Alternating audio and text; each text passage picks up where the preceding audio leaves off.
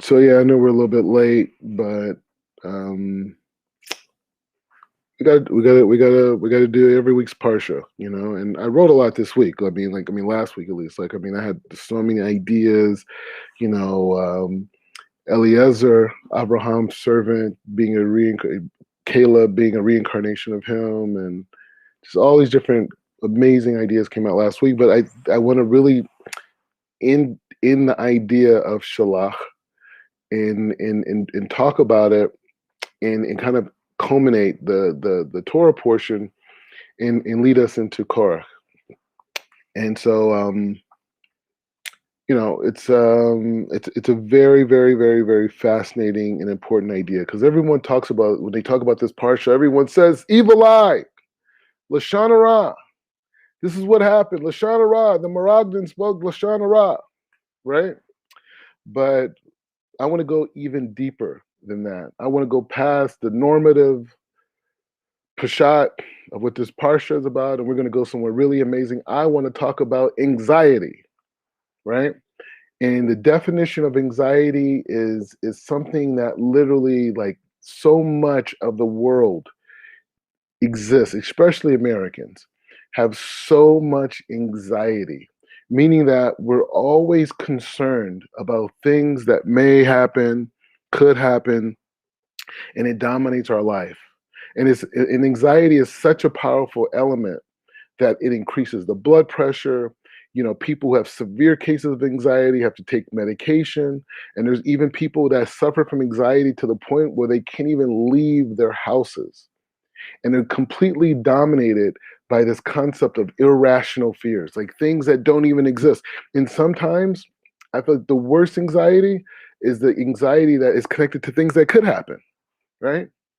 And so in this week's Torah portion, everyone talks about Lashon Hara. Everybody says, oh, the Miraglim, they went into the Holy Land and they spoke negative against it. They incited the people. But when you look at the root of what was being communicated, the Torah is teaching us about people that were literally controlled by irrational fears to the point that the fears were so irrational, they got themselves in such a rage and so upset and so fearful that the Torah tells us, Doraisa says, that the Jewish people were even considering picking up stones and attacking Moshe and Aaron. You think about it. This is the people, and the Torah says specifically, when Hashem speaks of Moshe, he says, how could these people who I've showed them all these miracles, they were in a place of nowhere. They're in a place of completely lost. They were in such immense level of pain. And I took them out of Mitzrayim. And I showed them the splitting of the Yam Suf. And then I took them out of the Yam Suf and showed them one of the greatest miracles that ever existed. And I put them in the desert and I showed them man, right? They ran out of food. They didn't even have food. And I showed them man. And then after they had man, I took them to Har Sinai. And I literally revealed my presence. A lot of people talk about the uniqueness of Judaism or the greatness of Moshe. And people say, Moshe, he wrote the Torah. He literally prophesied. He brought in the Torah for us to connect to. But on a deeper level, Hashem chose Moshe to be the only human being ever in human history who will ever exist to take a group of people to go and see God. Every other religion, they could talk about this great prophet who connected to God and he saw God or his divine inspiration or whatever. Moshe Rabbeinu literally took people to see Hashem, a group. Now imagine throwing a party and you go inside their party and you're like, hey, you know what? At 12 o'clock, we're all going to leave together and we're going to go and talk to God, right? This is Moshe Rabbeinu. He took a group of people to talk to God. And after that, Hashem tells them that they're going to enter the land of milk and honey. They're going to enter this land of total kedusha, total connection, total oneness. And he showed them all these things, and these same exact people, when they got up to the end part, they got into the end of the sugya, the end of the parsha, the whole thing. When they got to that point, what did they do? The irrational fears started to develop. The ideas of what was going to go wrong, the ideas of what were going to happen. And these ideas are what destroyed them, right? And if we could take this idea, before we even go further, we could take these ideas and we could look at our life. Like, how many decisions have we made in our lives that were based off of fears that did not exist.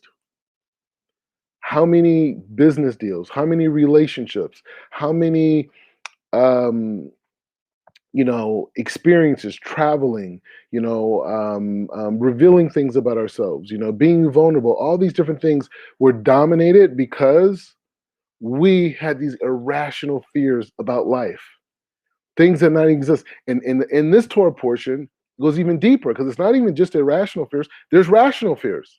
There's things that actually did exist. There are things that actually did that could have happened. And they talk about the idea of the Miraglim. They speak about, oh, we're going to go in there and we're going to have to go to war, and these people are bigger and more mightier than us. Okay, these things did exist. So those are rational fears. So there's fears in our lives that totally make sense, right? Like, they use the big word now is everyone says triggers, right? This is my trigger. But the trigger is really a rational fear, right? There's a fear, or there's something that's happening that's reminding me of something that could happen or may happen, and is based in a past experience, something that I saw it in my life. I saw my mother's marriage. I saw my father's marriage. I saw my parents' marriage. I saw my neighbor. I saw my sister's relationship. I saw all these different things. And so therefore, this experience is triggering that. So therefore, I'm fearful. Therefore, I'm scared because I'm triggered right now. This is the rational fear. So there's two types of people. There's people who are dominated by irrational fears, things that really don't make sense. And a lot of times these people have to be on medication, and even severe cases, these people aren't even able to function in normal everyday society because they have these rational fears. They have fears of diseases. They have fears of being robbed. They got fears of all types of things. They can't even leave their house because they're so controlled by fears. These are the irrational fears. And then we have the dynamic of the irrational fears, right? I mean, or the rational fears, things that could happen. And these are the things we're putting in a category of triggers. This is triggering me. Like, oh, this person's acting this way is reminding me of something that happened when I was 7 years old or when I was 10 years old, whatever. It's triggering something inside of me. And so this trigger that's inside of me, is making me fearful of something that may happen or something that could happen or some type of pain. And this is what this Parsha is about. Everyone talks about Lashon Hara. But what was the basis of the Lashon Hara? How did the Lashon Hara affect people? How did it affect the community? How did it affect Bnei Israel? How did it affect them? It was a mechanism to create this mechanism of irrational fears. And God spoke through Moses to give us this story in 2021. This happened over 3,330 something years ago, right? This whole experience. But right now, this plays a part in our life today because the only reason that we don't accept our greatness is because of fear.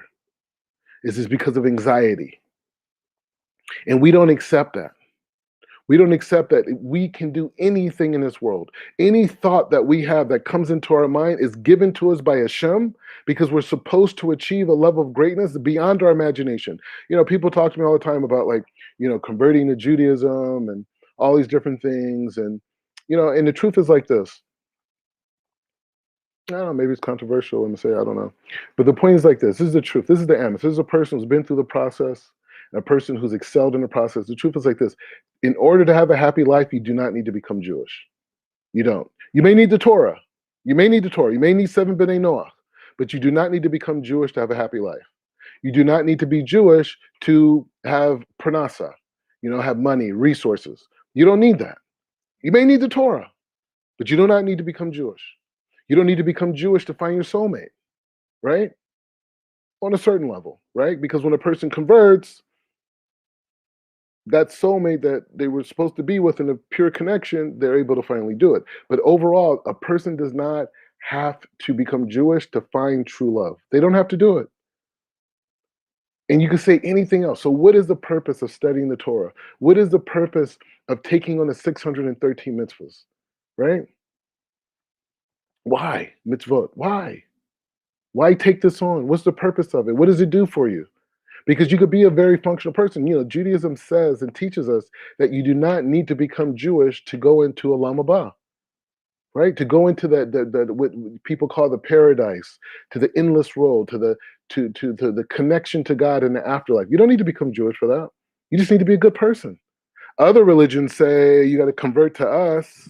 You got to be like us, and if you become this religion, and you fear this person, and you do this, and you submit yourself and all these different things, then you'll get into Jannah. You'll get in these places, all these different things. Judaism says every person who's a good person who lives within the context of the 7 B'nai Noach is going to have a clear path to the next world. So the question is, why does a person need, or why would a person, what is the benefit, the true benefit of becoming Jewish? Because becoming Jewish, you can be successful. You can be with your soulmate. You can have great health. You can have all these things. You can do these things. That's for sure. But you don't need to be Jewish to do it. That's the point. So what's the idea? What's the idea? And it connects us to this whole concept of these people, this group, this generation that wasn't able to enter the land of Israel, right? Because the land of Israel, you have two aspects, right? Just like we're talking about, you have rational fears and irrational fears. You also have this idea of Egypt, and you also have this idea of Israel. Egypt, Mitzrayim, a narrow place, is a consciousness. It's a consciousness where people are able to see only the small picture of life.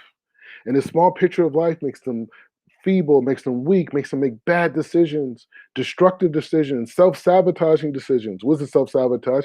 What Hashem has planned for them. They can't see it, right? Because they only can see a small part of the world.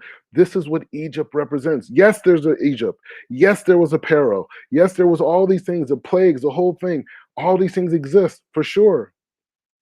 But the bottom line is the Torah's teaching is not just to give us a geographical lesson or a history lesson. It's also teaching us a state of consciousness. Because consciousness, how we perceive things, there's a word in Hebrew called kavana, right? Which we understand to mean as intentions, right? My intentions. What's my kavana when I do this bracha? What's my kavana when we go into tefillah? What is it? What is my outlook? What is my thinking process? What are my intentions, right? So you have this idea of Egypt, and you have this idea of Israel. There are two consciousnesses. There's a consciousness of Egypt, and there's a consciousness of Israel. Mitzrayim, Israel. These are two states of consciousness. And in between that state of those two consciousness, is Har Sinai, the Torah, right? So a person, through their own will, can take themselves with a shim, but through a will, through a koach, maybe not knowing so much information, maybe not having wisdom, can take themselves out of a state of consciousness of Egypt. Right? They could take themselves out of a state of consciousness of Egypt, but on that way, in order to get into the consciousness of Israel, they need the Torah. Right? There's people who know this is the wrong thing to do. I shouldn't rob. I shouldn't steal. I shouldn't do these things. I shouldn't lie. I shouldn't deceive. There's people who know that. That's common sense. Hashem put a certain level of goodness and truth within inside of us that allowed us to not do things that make us a curse. As Rabbi Hirsch says, the laws of Mishpatim are there to make sure that we're not a curse to our environment.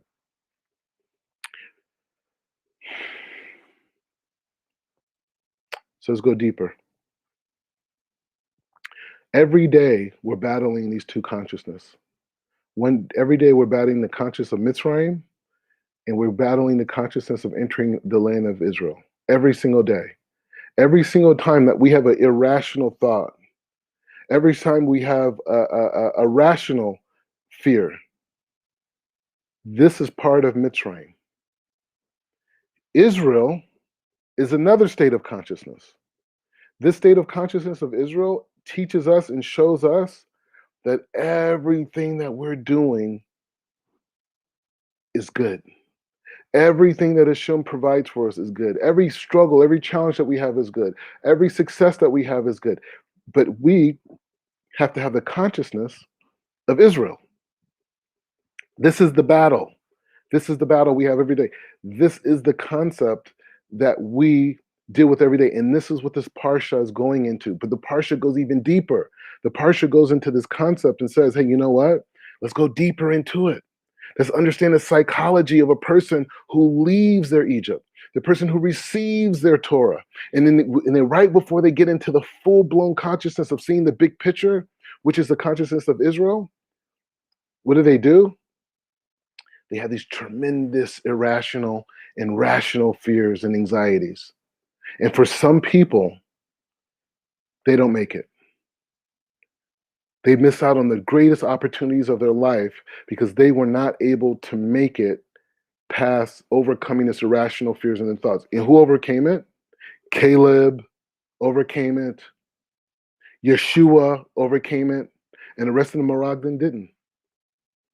And so even though time went on, Caleb and Yeshua were able to continue on and experience the ultimate goal of all of our lives, which is to get into the place where we have total big picture consciousness, where we're able to see the whole picture. The whole picture. And don't forget, I'm going to give you the secret on how to overcome and conquer anxiety. I'm going to give you that. I'm going to give it to you right now. And you're going to hear it, and it's going to make total sense. But it's something you're going to have to remind yourself of over and over and over and over again. You're going to have to program your mind to see this consciousness. But in order to get this consciousness, we got to understand what we're dealing with and how miraculous the Torah is. And how miraculous it's not just a book of stories and moral lessons and teachings and principles. No, it's literally unlocking the secrets of the whole reality. Hashem knows right before you go to your next level. Rabbi Nachman talks about this. Every big sage talks about before you go to your next level, there's going to be massive challenges. There's going to be massive difficulties. This is what the Miraglim had to deal with before they went into the land of Eretz Israel. This is what they had to deal with. You got to deal with it too. I got to deal with it too.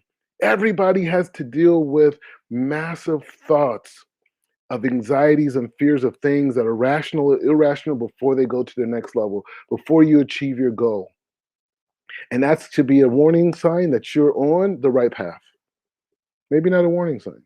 Maybe just a sign that you're on the right path. So back to the point is, so the whole point is like what we're trying to do is we're trying to unlock the ability to overcome anxiety. And we started off talking about this idea of the human consciousness it has two base realities. It has a reality of Egypt and it has a reality of Israel. In the reality of Egypt, we learn about it. We learn about it in the Torah. People are suffering, they're toiling, they're going through difficulties. There's no light, there's no Hashem. They're just suffering. They're looking for help. They have no answers. That's the consciousness of Egypt. People are living in that consciousness every single day. Maybe not the whole day. Maybe for an hour. Maybe for an hour. Maybe for 10 minutes. Maybe for 5 minutes. They have these moments and they have these thoughts where everything's dark and nothing's working out for them and they're not getting to the right place and nothing's going to happen for them. That's the consciousness of Egypt. And we talked about even when that person overcomes that and they break out of that place, they still have to receive that Torah. You need the Torah to continue on this journey. And you know why you need the Torah? Because the Torah tells you explicitly that you already won the battle. Now, you may hear a bunch of different things. You may see a bunch of different things that may try to convince you the opposite. But the reality is you already won the battle. So here's a story like this. And we're going to get to the end of this. We're going to get to the end of this concept because it's an important way to end this week in a building process to go into this week's Parsha and to continue on in life. I knew this guy. This is a true story. I knew this guy that one day, I'm from LA, right? California. And one of the things that exists in Southern Los Angeles or Southern California is theme parks. Right, we have this place called Magic Mountain, we have Disneyland, we have Knott's Berry Farm, all these theme parks. So it's a big thing. People go, your senior high school, you have grad night, everyone goes to Knott's Berry Farm or Magic Mountain, these types of things. Theme parks is a big deal. So anyways, I remember one year when we were like seniors in high school, for Halloween, we were going to go to this place called Knott's Berry Farm. And on Halloween, they call it Knott's Scary Farm, right? So Knott's Scary Farm is when they turn the whole theme park into a series of haunted houses. And whatever. For young kids, it's really scary. But when you're older, it's like a place kind of like to party and chill or whatever. And so I was at some party in the valley where I'm from, and someone said, "Let's go to Knott's Berry Farm. Let's go to Knott's Berry Farm. It's Halloween." And so a friend of mine said like this. He said, "Yeah, it's not scary though. It's not so scary." And my other friend was like, "Yeah, it is scary. What are you talking about? It got all these things." And so he told us a story that when one time he went to Knott's Berry Farm with his parents when he was a kid, and he went 2 years prior to that. Every year for 2 years before that, he went to that, and it was like scariest time going there. And they got all these people dressed up in costumes and dark houses and sound effects and all these different things. And as a kid, he was really into it, you know. And so he said that what happened was he went the third year that he went, he was in this haunted house, and on this haunted house, they had like it was like in this like boat setting, right? So they had like this kind of like it was like a house type of a setting, but you had to get on this boat that they had in there. And there was water, you know, this boat, and you would just go through this haunted house through this boat, right? And on the side of this haunted house, you had like all these sounds. You had these people, you know, saying this, and you had sound effects and people jumping on, go whoa, all this type of stuff. And he said something happened when he was on this trip, and what happened is that there was a malfunction inside the haunted house, right? There was a malfunction in this haunted house. And what happened was the malfunction happened with the technology in this haunted house, and all the lights came on in the haunted house. And when the lights came on, he saw like really it was just a speaker that was making that sound, and there was people dressed up in these outfits, but they're just regular people. He saw that there were, you know, the different lights and things that existed that would look scary, you know, all these different things. They were just things that were just created, right? And all the things that he thought were scary weren't really scary. They were just created, like, you know, basically man-made ideas. Just like if he would have went home and his cousins jumped out and he knew his cousins were already there, he wouldn't have been scared. Like, oh, I already knew you were here. So the point is just saying that once the light came on, he was able to see all the things that he was scared of no longer existed. And that idea is exactly what this Parsha is about. Caleb and Yeshua were able to connect to the total consciousness, the quantum, the total quantum consciousness. They were able to connect to completely. And so therefore, the irrational fears that the rest of the Miraglim suffered by, which ultimately ruined the whole experience of why they took a risk with their lives, they were able to overcome. So here's the solution, right? Here's the solution. We talked about the problem. We talked about, you know, what's going on. We all get it. All right, shkoy. Very nice, Mordechai. You know, you took us from Lecha around this parsha, and you took us all the way to rational and rational fears. But here is the solution. Here is the solution. And if you connect this to the solution, you become one of the most powerful people on planet Earth.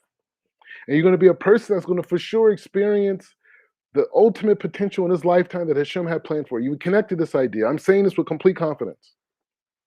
That person is sitting in his room, right? That person is sitting in their room, and all these thoughts are coming to them, right?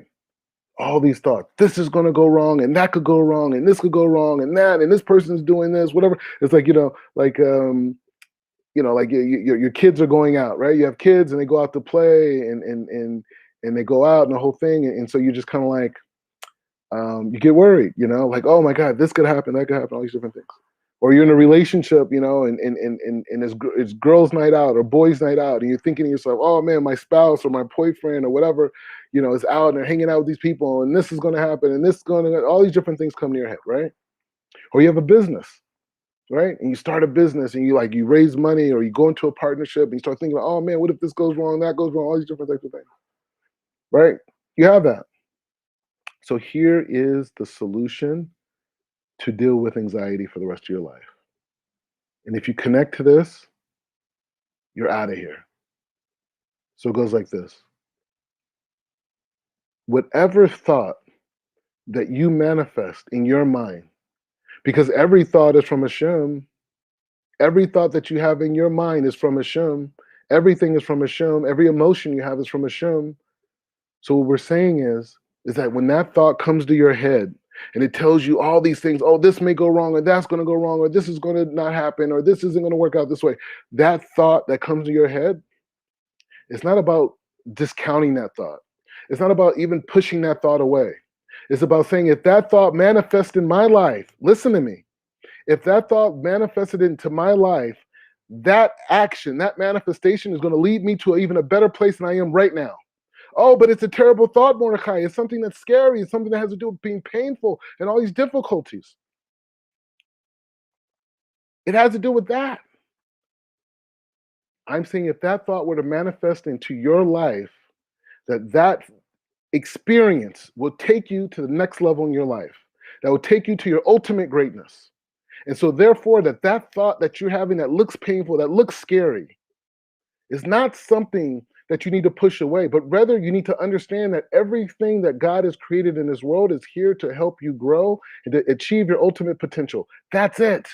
That's it. There's nothing in this world that's here designed to hurt you. There's nothing in this world that's designed to take away from your happiness. There's nothing in this world that's designed, everything may have a process to reveal a greater version of yourself, to reveal a greater experience of yourself, to reveal a greater level of happiness. That may happen.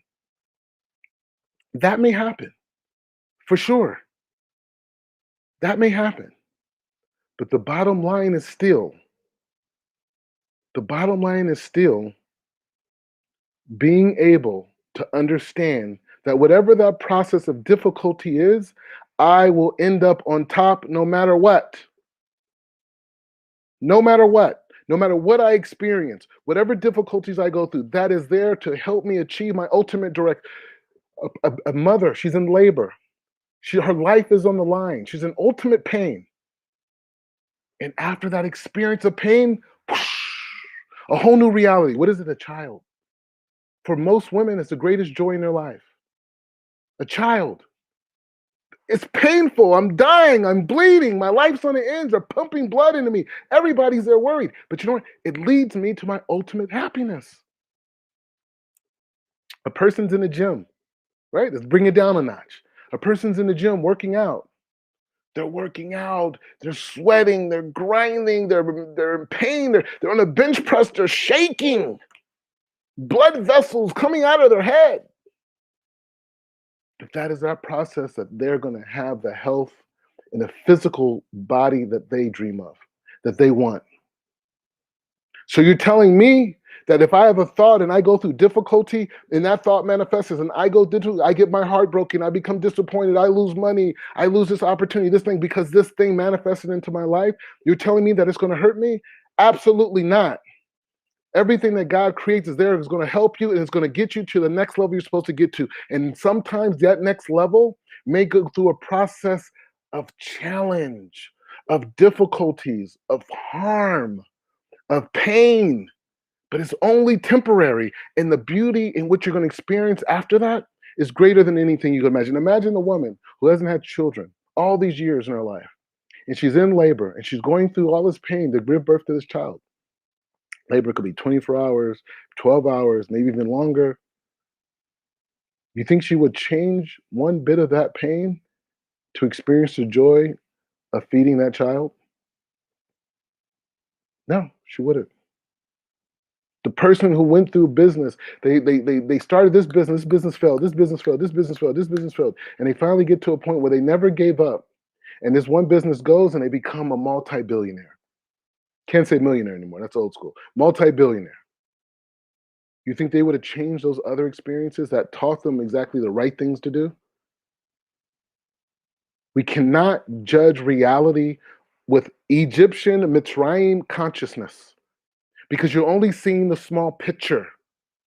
Israel is expanded consciousness, the big picture, seeing everything. So in closing, what is my proof inside the Torah of what I just said to you?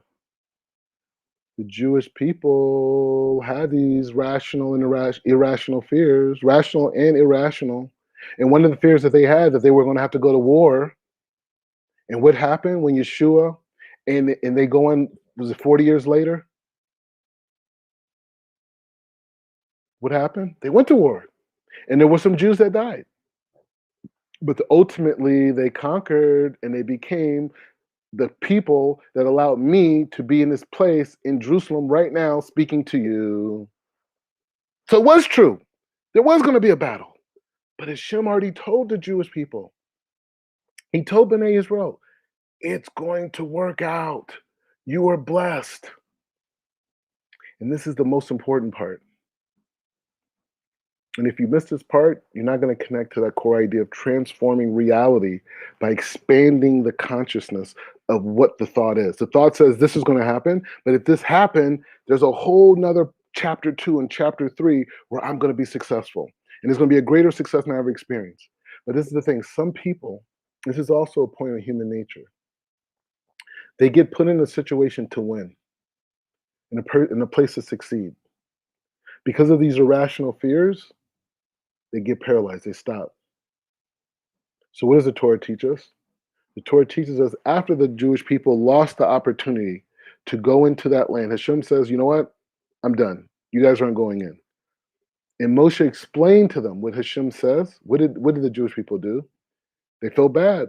They cried. They cried all night. And the next morning they woke up and they said, you know what? No, we're ready to go now. Now we're ready to go inside. We're sorry. We committed error. The fears conquered us and we didn't know what we were doing, but now we're ready to go. And Moshe said, no, you can't go in now. Can't. There's no Hashem. We do not have Hashem's support. We don't have it.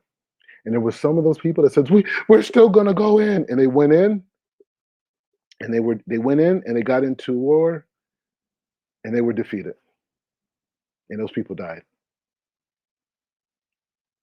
And this teaches us that, you know what, in life, when the gates are open, you have to go in. You have to go in. Okay, it's scary. You don't know what's going to happen. It's difficult. You don't know what's going to happen next. You have to go in. Because there's no second chances for greatness. Success, you could have. But for greatness, to experience the sweetness of what this lifetime has to offer, you may be 26 years old when that opportunity happens. You could be 46. You could be 56. You could be 80. You could be 13. But when it happens, you have to go forward. You have to go forward, and you have to do it because God said, if you're performing the mitzvah, you're going to be protected. And even if a person, God forbid, died in battle, they died battling for Hashem, and they died battling for the ratzon of the Torah, and so that person is guaranteed Shemaim. The whole point is getting the Shemaim. It's not just limited to getting to Eretz Israel. It's about getting into Shemaim. So the person who dies in battle, who went into Mitzrayim, who went into Eretz Israel, and they fought with Yeshua, and that person who passed away, that Israelite passed away, he's guaranteed. He's in the highest levels of Shemaim. So there's no losing. You cannot be fear of death. You cannot be fearful of loss, because every experience that we have is getting us to our ultimate destiny. So in closing, it's going in, moving forward. Check this year out. It's amazing, right? It's amazing. These are not my ideas. These are the Torah. And I'm just explaining it in a way that hopefully you connect to it. And the idea is like this. Whatever thoughts that come to our mind that want to convince us that we should be scared or fearful is a limited perception of that thought. Because a full perception of that thought is knowing that if we just move forward and do exactly what God tells us to do, that even if we experience difficulty, even if we experience what it seemingly is lost, we're going to ultimately end up being good. So the Miraglim in this particular Parasha Shelach is teaching us that if we believe in Hashem and we trust that everything that comes into this reality is good, we'll be able to enter our land of Israel. But if we put conditions on what we understand as reality and say, well, God says it's good, but these are my thoughts. These are my ideas. If we do that, then we'll be part of the generation that missed out. So my bracha to everyone that hears this, and even the people that don't hear this, is this idea that all of us are in this together. And we're all taking big chances with our lives. But you know what? If you're holding by the Torah, you already won. You already won the battle. You won. Game over. You already won. And all you have to do is go through the process. Everybody else, they got to watch and see if the New Jersey Nets are going to win a championship, or they're going to win Game 5 or Game 6 or whatever it is. They got to wait to see. As a Jew, as an Israelite, we don't got to wait. We've already won. We just have to endure and continue to walk forward. Short of.